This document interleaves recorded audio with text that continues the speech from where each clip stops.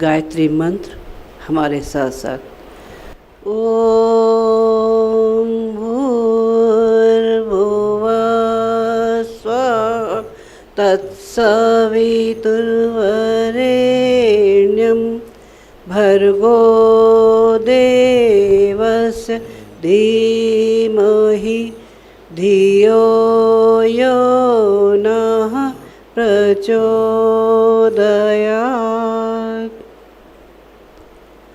परम पूज्य गुरुदेव और वंदनीय माता जी की सूक्ष्म परिस्थिति में विराजमान शक्ति स्वरूपा माताओं, बहनों और भाइयों, आज का गुरु पूर्णिमा का पावन दिन, ज्ञान के पूजन का दिन, श्रद्धा के आरोहण का दिन, आत्म अनुशासन का दिन, ये सब आज मिलके इतने पावन है कि गुरु सत्ता के चरणों में इसके अलावा भी कोई चढ़ा दिया जाए तो वो कम है। प्रोफेसर सुब्रतो अपने विद्यार्थियों को रोज़ नए नए तरीक़ों के माध्यम से शिक्षण दिया करते थे। वो प्रैक्टिकल करके बताया करते थे। वो केवल स्कूली शिक्षा या किताबी शिक्षा पे भरोसा नहीं किया करते थे। एक दिन उनके मन पे आया कि बच्चों को आज कुछ अनूठी चीज़ सिखाई जाए। वो एक चने की बोरी लेके आए। उनके विद्यालय में पेड़ों पे बंदर रहते थे। उन्होंने वो चने की बोरी वहाँ फैला दी। बंदर आए और उतर उतर के खाने लगे। कोई मुट्ठी भर के ले जा रहा था, कोई खा रहा था, कोई कुछ कर रहा था। एक बंदर ने मुट्ठी भर के चने उठाए और पेड़ पे चढ़ गया। पेड़ पे चढ़ा तो उसके हाथ से एक चना गिर पड़ा। अब एक चना गिर गया, उसके लिए बंदर लपका कि ये क्यों गिरा। अब लपका तो उसके हाथ से बाकी चने भी गिर गए। अब प्रोफेसर सुब्रतो बताने लगे, बच्चे लोगों, जैसी हालत इस बंदर की है वैसी ही हम सब की है। कैसे? वो ये कि हमारे हाथ में जो उपलब्धियां होती हैं उनका सही उपयोग और सार्थक उपयोग कैसे करें, इस पे हमारा ध्यान नहीं जाता। हम केवल उन चीज़ों के बारे में सोचते हैं जो हमारे हाथ में नहीं है या जो हमें नहीं मिली, इसलिए हम उसके पीछे पड़े रहते हैं। ये शिक्षण जब आदमी को मिल जाता है तो जीवन की सार्थकता समझ में आने लग जाती है कि अपने पास भगवान ने इतनी बहुमूल्य संपदा दे के भेजा है, इतनी सारी चीज़ें दे के भेजा है, लेकिन हम उनका सदुपयोग नहीं करते और सारी ज़िंदगी उनमें लगा देते हैं जो हमारे हाथ में नहीं है। मनुष्य का जीवन बड़ा विलक्षण है। ये कितनी ही विशेषताएं मानव के अंदर हों, लेकिन उसके साथ कुछ कमियां भी हैं। कैसी कमियां हैं, कैसी विलक्षणताएं? भगवान ने बुद्धि का श्रेष्ठ भंडार दिया, लेकिन फिर भी कुछ मामलों में वो बाकी लोगों पे निर्भर है। वो अपने आप वो काम नहीं कर सकता जब तक उसको दूसरों की सहायता न मिले, जबकि अन्य प्राणी दूसरों की बिना सहायता के अपने आप वो काम कर लेते हैं। वातावरण में ढेर सारी चीज़ें हैं। उन ढेर सारी चीज़ों में अच्छे तत्व भी हैं और बुरे तत्व भी हैं। बुरे तत्व क्या होते हैं? ये मानव के मस्तिष्क को बहुत प्रभावित करते हैं और अपनी ओर आकर्षित करने का प्रयास करते हैं। आकर्षित आदमी इनकी ओर जल्दी हो जाता है और उन्हीं चीज़ों की क्रियाकलाप करने लग जाता है। फिर धीरे धीरे वो चीज़ संस्कार में आ जाती है। हमारे ऋषियों मुनियों ने इस बात को गंभीरता से सोचा कि इस वातावरण में जो बुराइयां हैं वो आदमी को प्रभावित कर लेती हैं। इसके लिए क्या किया जाए? उन्हें सोचा कोई व्यक्ति ऐसा हो, कोई शक्ति ऐसी हो जो मानव मन की गहराइयों को समझती हो और उसको कैसे नियंत्रित किया जाए, उसकी कमियों को कैसे दूर किया जाए, इसके बारे में पहल की जानी चाहिए। और उन्होंने ये पहल की तो उन्होंने उस व्यक्ति का नाम रखा गुरु। गुरु किसको कहते हैं? गुरु दो अक्षरों से मिलकर बना है, गु और रू। गु का मतलब अंधकार, रू का मतलब प्रकाश। जो अंधकार से प्रकाश की ओर ले जाए उसका नाम है गुरु। गुरु हर समय अपने शिष्य की भलाई के लिए सब कुछ कर देता है। उनका मस्तिष्क ढालने के लिए जो भी प्रयास कर रहे होते हैं, गुरु सब कुछ करता है। ऋषि अश्वलायन को इस बात का अभिमान था कि उनके पढ़ाए शिष्य अपने राज्य के बड़े बड़े ओहदों पर हैं। कोई मंत्री है, कोई महामंत्री है, कोई सेनापति है, कोई कुछ है, कोई कुछ है। इस बात का वो बहुत गर्व करते थे। लेकिन एक दिन जैसे ही उन्हें सुना कि उनका एक शिष्य देवव्रत बहुत विद्वान था, लेकिन अब उसकी आदत दस्यु बनने की हो गई। दस्यु का मतलब क्या? वो डकैत बन गया है, मारा पीटी करता है, छीना झपटी करता है, लोगों को मारता पीटता है, काटता फेंकता है। ऋषि को ये सुन के बहुत धक्का लगा। उन्होंने कहा अपने शिष्य को कैसे संभाला जाए, क्या किया जाए। उन्होंने अपने शिष्यों से उसका नाम पता पूछा, ठिकाना पूछा। शिष्यों ने बताया कि वहाँ रहता है। अब ऋषि अश्वलायन चल दिए। शिष्यों ने बहुत समझाया, गुरुदेव आप रहने दीजिए, लेकिन ऋषि अश्वलायन नहीं माने। वो चल दिए। अंधेरी रात थी और रात में बारिश हो रही थी, कभी कभी बिजली कौंध जाती थी। वो आगे बढ़ते रहे। उन्होंने देखा एक आकृति सामने खड़ी है। आकृति सामने से बोली, राहगीर रुक जाओ वहीं। ऋषि अश्वलायन कुछ नहीं बोले, आगे बढ़ते रहे। दोबारा फिर उन्होंने कहा, राहगीर रुक जाओ वहीं, नहीं मेरा वार हो जाएगा। अश्वलायन फिर नहीं रुके, वो आगे बढ़े तो देवव्रत जो दस्यु बन गया था, उसने तलवार उठाई और उनके सिर पे दे मारी। जब खून का फुहारा निकला और बिजली की कौंध आई तो देवव्रत एकदम चिल्लाया, गुरुवर ये क्या किया? ऋषि अश्वलायन कहने लगे, बेटा मेरे ही शिक्षा में कोई कमी थी जिससे मैं आज ये देख रहा हूँ कि मेरा शिष्य अपने राह से भटक गया है।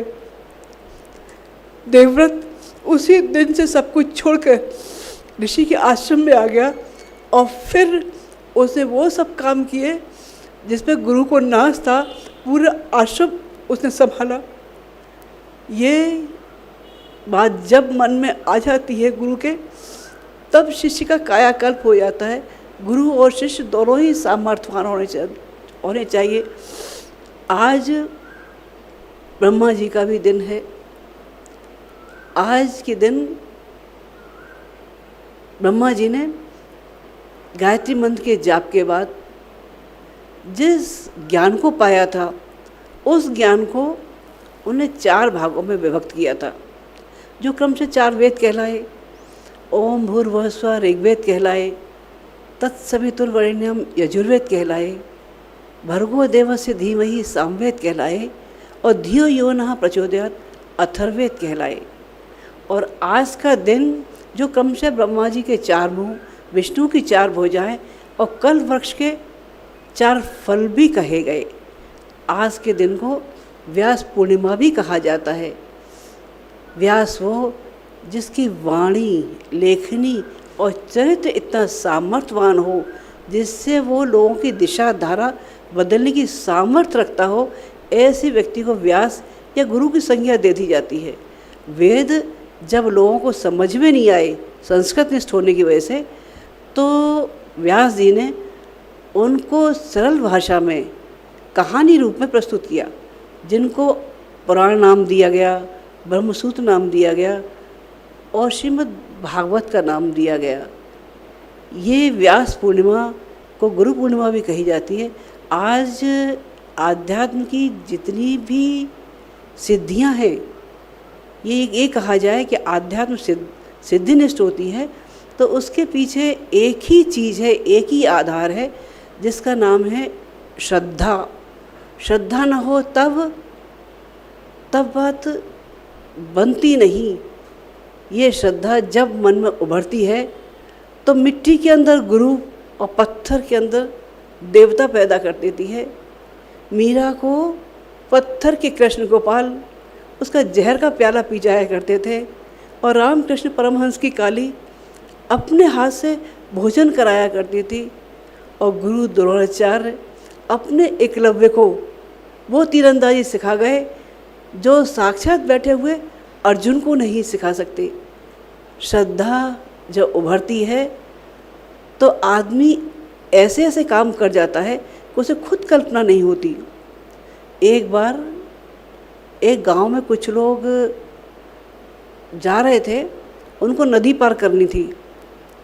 उन्होंने देखा जाना बहुत ज़रूरी है और नदी पार करने के लिए नाव तो है पर चलाने वाला मल्लाह नहीं है, कैसे जाया जाए, वो सब विचार करते रहे। उन्होंने देखा एक स्वामी जी बैठे हैं। उन्होंने पूछा, स्वामी जी आप कोई रास्ता बताओ कि हमारा पार जाना बहुत ज़रूरी है लेकिन कोई रास्ता नहीं, नाव है पर चलाने वाले नहीं, हमको चलाना आता नहीं, कैसे करें, और कोई रास्ता हो तो आप बताइए। वो कहने लगे, बेटा रास्ता तो है, तरीका तो है। एकदम सबने कौतूहल से पूछा, क्या? बोले अगर तुम सच्चे मन से मैं जो मंत्र बताऊं वो अगर जप लो तो तुम पार हो सकते हो। उन्होंने पूछा क्या? उन्होंने कि कान में कहा, राम नाम जपो और नदी पार करो। आप सबको भी ये लग रहा होगा कि पता नहीं क्या मंत्र था। वो राम नाम ही श्रद्धा का मंत्र था जिसको उन्होंने मन में जपा और आँख बंद करके उन्हें चलना शुरू किया। आधा घंटे में वो नदी पार हो गए।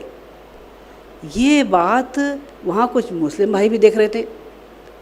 उन्होंने देखा भाई हिंदुओं का मंत्र इतना ज़्यादा प्रभावशाली। वो भागे भागे अपने मौलवी जी के पास गए। उन्होंने कहा, मौलवी जी अभी हम देख के आ रहे हैं हिंदुओं का मंत्र इतना ज़बरदस्त कि वो बिना नाव के नदी पार कर गया, आपके पास ऐसा कुछ नहीं है क्या? उन्होंने कहा, हाँ हाँ क्यों नहीं है, हमारा मंत्र और भी ज़्यादा मजबूत है। बोले कैसे? उन्होंने कहा, तुम खुदा खुदा कहो सच्चे मन से और पार हो जाओगे। उनने भी सच्चे मन से खुदा खुदा कहा, आंख बंद करके वो भी नदी पार हो गए। लेकिन वहाँ एक और सज्जन थे जो ये सब देख रहे थे। वो कैसे थे? वो ऐसे थे जैसे हम और आप। उनके दिमाग में एक तिकड़म आई। क्या तिकड़म आई? उन्होंने कही राम नाम लेके नदी पार आधा घंटे में, खुदा खुदा कह के नदी पार आधा घंटे में। अगर इन दोनों का मिक्सचर बना दिया जाए तो बेड़ा पार और जल्दी काम हो जाएगा। उन्होंने कही इसको तो कर ही लेना चाहिए। उन्होंने राम खुदा का मिक्सचर बनाया और फिर उन्होंने कही प्रयोग पहले कर लेना चाहिए, कहीं ऐसा ना हो कि जगहसाई हो। अब वो राम खुदा बोलते बोलते नदी पे चले, धप से नदी में डूब गए। ये जब तिकड़म दिमाग में आती है तब श्रद्धा का मजाक बनने लग जाता है। श्रद्धा जब उभरती है तो एक बुढ़िया के मन में बहुत दिन से था कृष्ण भक्ति, कि मैं छोटी थी तब से मन में है कि मैं वृंदावन जाऊंगी, कृष्ण की नगरी जाऊंगी, वहाँ सब देख के आऊंगी। पर छोटे से बड़ी हो गई, बड़े से शादी हो गई, शादी के बाद बच्चे हो गए, बच्चों की भी शादी हो गई, लेकिन वृंदावन नहीं जा पाई। अब तो मुझे जाना ही जाना है, पता नहीं भगवान का बुलावा कब आ जाए। उन्होंने कही आज तो जाना है। उन्होंने कही ठीक है माँ, आप तुम्हें ले जाएंगे। माँ को वृंदावन ले गए। वृंदावन देखा करा, वहाँ उनको लड्डू गोपाल की एक पीतल की मूर्ति बहुत पसंद आई, बाल गोपाल की। उन्होंने ले ली। अब लड्डू गोपाल को लेके जब घर आई तो उनका बाल रूप देख के वैसे ही कृष्ण भक्ति और ज़्यादा उनका मन श्रद्धा से भर गया। वो कृष्ण जी को रोज़ नहलाती धुलाती सुलाती खिलाती, सब काम हंसती बोलती। उनके मन के सारे भाव कृष्ण गोपाल के ऊपर आरोपित हो गए। अब वो रोज़ रोज़ वो भाव से अपनी भक्ति में लगी रहती। एक दिन उनकी बहू बोली, माँ जी मुझे थोड़ा काम से जाना है 2-2.5 घंटे के लिए, मैं जल्दी आ जाऊँगी, अभी आपकी परमिशन हो चली जाऊँ? बोले हाँ बेटा तुम चली जाना, पर ऐसा करो मेरे लाला का कुछ काम कर जा, लाला को आज तू भोग लगा जा और उठा के तू दूसरी जगह बैठा जा ताकि उड़ा दूँ। अब बहू के दिमाग में काम था, उसको जाना था। उन्होंने लड्डू गोपाल उठाए तो लड्डू गोपाल तो चंचल, वो फट से हाथ से खिसक गए तो नीचे गिर गए। अब जो बुढ़िया माई थी वो ज़ोर ज़ोर से रोना शुरू कर दी, अरे मेरे लड्डू गोपाल को चोट लग गई, अरे मेरा लड्डू गोपाल इतना इतना रो रहा है, अरे बहू तूने ये क्या किया, ढंग से नहीं किया। अब रो रो के बुढ़िया का बुरा हाल। अब वो सास जी कहें माँ जी ये पीतल की मूर्ति है, इनको क्या होने वाला है, ये ठीक है। बोले नहीं तू नहीं जानती, मेरे लाला कितनी ज़ोर ज़ोर से बोला, मेरे को सुनाई पड़ रहा है, तेरे को सुनाई नहीं पड़ रहा। थोड़ी देर में उनका बेटा भी आया। बेटे ने भी जब ये देखा कि माँ चुप नहीं हो रही है, बेटे ने भी समझाया माँ पीतल की मूर्ति पे कहीं ऐसा होता है क्या। बोले तू चुप कर, तू नहीं जानता, मुझे आवाज़ सुनाई पड़ रही है लड्डू गोपाल की, कितनी चोट लगी है, कितना रो रहा है। आसपास के पड़ोसी लोग इकट्ठे हो गए। जब भीड़ इकट्ठी हो गई तो उनमें से ही एक समझदार थे, वो कहने लगे बेटा तेरी माँ का रोना बंद नहीं होगा, ऐसा काम कर कि किसी डॉक्टर को बुला ले और डॉक्टर से कहलवा दे कि इनके लाला को कुछ नहीं हुआ, तो ये शांत हो जाएंगे। बेटे को भी समझ में आ गई।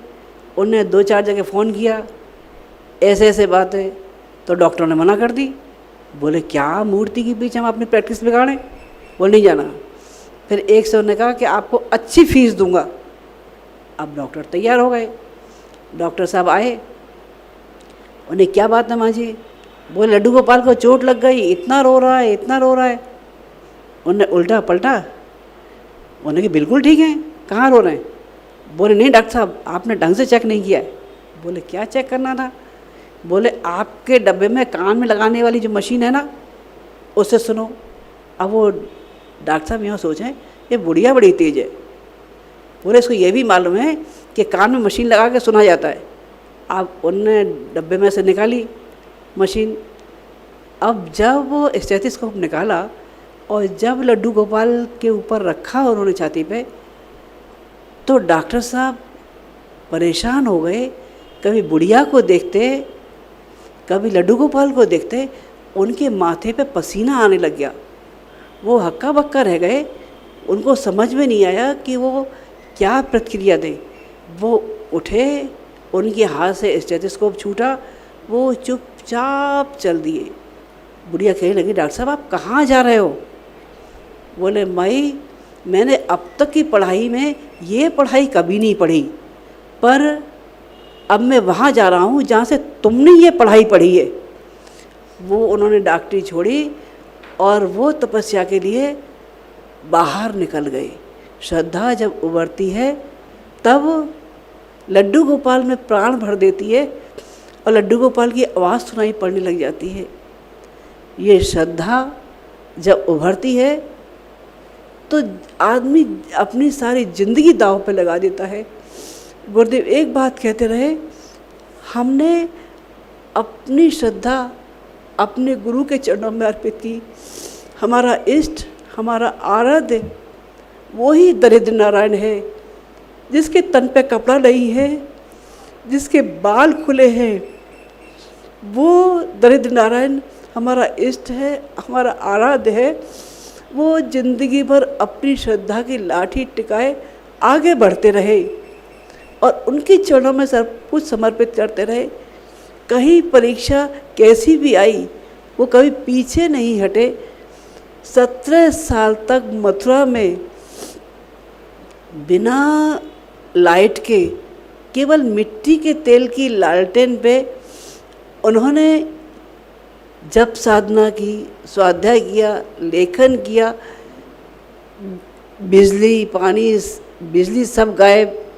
अब क्या करें, धूप में, सर्दी में, बारिश में, सब में अपने लेखन का काम करते रहे।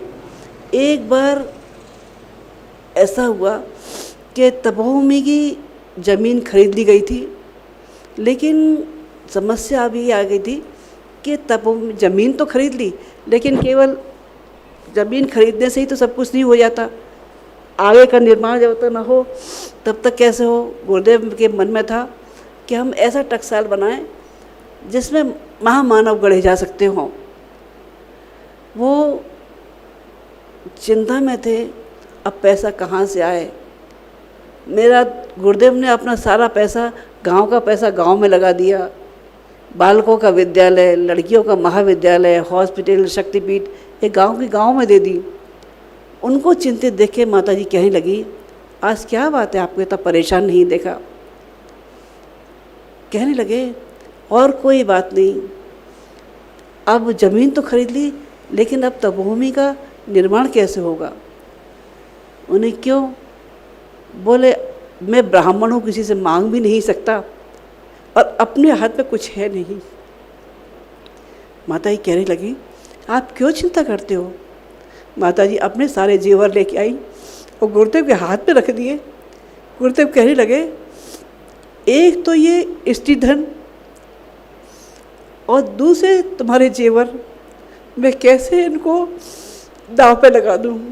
माता जी कहने लगी, मेरा सबसे बड़ा धन, सबसे बड़ा सौभाग्य तो आप है, ये तो मिट्टी है, इस मिट्टी को लेके मैं क्या करूँगी। गुरुदेव ने वो सारे जेवर गायत्री तपोभूमि के लिए दान में दे दिए। फिर उससे ही शुरुआत की, जो निर्माण कार्य था वो तपोभूमि का उसी के माध्यम से हुआ। जब गुरुदेव ने अपना लगाया तो उसके बाद लोगों ने देना शुरू किया। गुरुदेव ने जिंदगी भर वो साधनाएं की जो मानव के लिए बहुत कठिन साधनाएं थी। उन्होंने अपनी सारी सुख सुविधाएं ताक पे रख दी। कभी उनका मन विचलित न हो, इसलिए रोज़ परीक्षा देते रहे। उनने सोचा, कभी मन में ये आया कि हमारे लिए भी कुछ हो, तो गुरुदेव ने लिखा है कि कभी मन में ऐसा कभी लगा भी तो तुरंत ही विचार ये आया कि कैसे मरणासन्न रोगी के लिए जो पानी पीने का है उससे कैसे पैर धोए जाए, कैसे भूख से लगते बालक के हाथ से खाने का कौर छीना जाए, कैसे दर्द में कराहते हुए बालक के सामने पिता शतरंज की बिसात संवारे। ये सब आते ही मन से सब भाव तिरोहित हो जाते थे। मन कहता था कि ये सब बातें भगवान हमको सबसे अलग रखे। न तो हम कामये राज्यम न सौख्यम न पुनर्भवम कामये दुख तप्ता नाम प्राणी नाम आर्तनाशनम। हर प्राणी के लिए हमको सुख सुविधाएं, साधन, ये सब सुखी रहे, यही चाहिए। गुरुदेव ने ज्ञान साधना की, इतना हजारों की संख्या में साहित्य लिखा, लेकिन न तो यश की कामना थी, न ही पैसे की चाहना थी। केवल एक ही चाहना थी कि लोगों के कष्ट, लोगों के अभाव और लोगों के भ्रम के भटकावे दूर हो सके। ये इसलिए ज्ञान साधना की। उन्होंने तप साधना की स्वर्ग मुक्ति की कामना से नहीं, अपने बच्चों, अपने प्रियजनों के कष्ट दूर करने के लिए। उन्होंने लिखा है और कहा भी और किया भी जिंदगी भर। ये की बात कहते रहे कि हमने जिंदगी भर एक ही साधना की है। ये सब साधनाएं तुम्हारी गौड़ कही जा सकती हैं, लेकिन एक साधना जो हम निरंतर करते रहे उसका नाम था उस प्यार, प्यार और बस प्यार। हमने जिंदगी भर प्यार की ही साधना की है, लोगों को प्यार बांटा है और प्यार के बदले में जो प्यार पाया है, हमने पढ़ा जरूर, आत्मवत् सर्वभूतेषु। जब सबके अंदर अपनी ही आत्मा विराजमान हो तो कैसे अपनों से दूर हुआ जाए, किसको अपना माना जाए, किसको बेगाना माना जाए। सब तो हमारे अपने थे। ये उनका प्यार माई छपको से लेके कसाई से गाय छुड़वाने तक। छपको माई को उनके घर वालों ने घर के बाहर निकाल दिया था। उनके घावों पर कीड़े पड़ गए थे। कीड़े पड़ने के साथ साथ वो रोती बिलखती रहती थी। गुरुदेव उनके घावों को धो के अपने हिस्से की रोटी भी उनको खिलाए जाया करते थे। जब वो ठीक हो गई तो एक ही बात कहती रही, भगवान राम को तो देखा नहीं, लेकिन ये मेरा राम, ये मेरा भगवान है। और ज़िंदगी में भगवान राम ही कहती रही। आज का दिन त्याग और बलिदान का पर्व है। गुरु पूर्णिमा का वो पर्व है जिसमें गुरु की मांग और शिष्य का समर्पण ही सब कुछ है। गुरु ने मांगा तो संत माधवदास बंदा बैरागी बन के मुगलों की सेना पर टूट पड़े थे। संत तेग बहादुर ने मांगा तो पंच प्यारे बिना खून की परवाह किए उठ खड़े हुए थे और गुरु ने आह्वान किया तो आरुणी बालक गुरु के कहने पर बारिश भरी रात में, सर्दी वाली रात में खेतों से टूटती मेड़ के बीच में चट्टान बन के लेट गए ताकि गुरु के खेत बह न जाए। ये भावना जो उभरती है तो इंसान के अंदर सब कुछ भर देती है। भगवान राम की रामायण जब तक रहेगी, जब तक गाई जाती रहेगी, तब तक उनके रीछ बानर याद किए जाते रहेंगे। भगवान कृष्ण की गीता जब तक गाई जाती रहेगी, उनके ग्वाल बाल, उनकी मीरा हमेशा याद करी जाएगी। नवयुग के श्री राम के बारे में जब भी कोई याद करेगा, उनकी युग सेना की युग वाहिनी को हमेशा याद करेगा और ये कहेगा ये वो लोग हैं जिन्होंने समय की धारा को बदलने के लिए अपना सब कुछ दांव पे लगा दिया। न दिन देखा न रात देखा, गुरु की श्रद्धा के लिए, गुरु के समर्पण के लिए सब कुछ दांव पे लगाने वाले। आज भाइयों बहनों से एक ही प्रार्थना है कि गुरुदेव ने 10,000 हीरों का हार मांगा था अपने बच्चों से। हम उस हीरे मोती की लाइन में सबसे पहले नंबर के साबित हो। गुरुदेव अपने बच्चों को संरक्षण दें, आशीर्वाद दें। ओम शांति। अब आप शांति कुंज वीडियो यूट्यूब चैनल देखें कभी भी कहीं भी। डाउनलोड करें शांति कुंज वीडियो मोबाइल ऐप, उपलब्ध है गूगल प्ले स्टोर एवं एप्पल स्टोर पर भी। हमारे YouTube चैनल शांति कुंज वीडियो गायत्री परिवार को सब्सक्राइब करें एवं बेल आइकन जरूर दबाएं ताकि गायत्री परिवार की विभिन्न गतिविधियों की जानकारी आपको मिलती रहे।